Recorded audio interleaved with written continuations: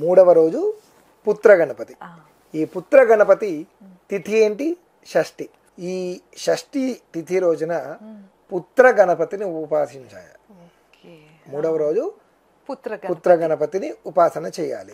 అయితే భార్యాభర్తలు ఇద్దరు గణపతి దగ్గర ఇలా మొట్టికాయలు వేసుకొని ఎడమ చేతిని కుడి చేతిని ఇలా ఈ 2 వేళ్లతో కుడి చేయి పైకి ఉండాలి, ఎడమ చెయ్యి లోపల మన వైపు ఉండి ఇలా కుడి చేత్తో ఎడమ చెవిని, ఎడమ చేత్తో కుడి చెవిని ఇలా పట్టుకొని 11 సార్లు గుంజీలు చేయాలి.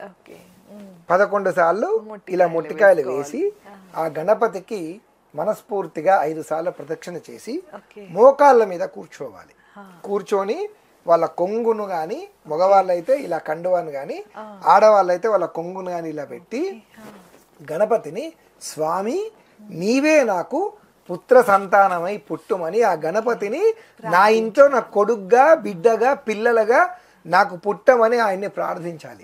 సంతానం కోసం చూసే వాళ్ళకి ఆ రోజు మంచిది అంటారు. పుత్ర గణపతి ఇలా చేస్తూ 5 ఉండ్రాళ్ళు, 5 మోదకాళ్ళు, 5 కుడుములు ఇవి తీసుకొని పిల్లలు ఉన్నటువంటి వాళ్లకు, ఎవరైతే ఉన్నారో పిల్లలు ఉన్నటువంటి వాళ్లకు మనం పంచిపెట్టాలి.